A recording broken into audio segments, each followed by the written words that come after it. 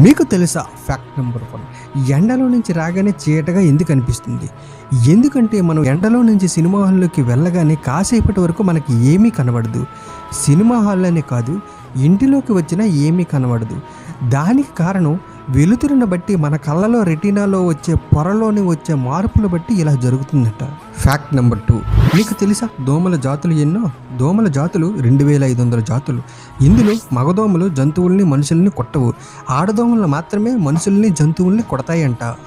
Fact number 3, భూమిపై ఇప్పటి వరకు పుట్టిన మనుషుల సంఖ్య ఎంతో మీకు తెలుసా?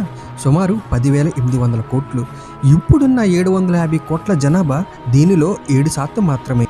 ఫ్యాక్ట్ నెంబర్ 4, మనకి సాధారణంగా ఫేస్పై ముడతలు ముసలి వయసులో వస్తాయంటారు, కానీ మనం ఎండలో ఎక్కువసేపు ఉన్నా ఫేస్పై ముడతలు వస్తాయంట.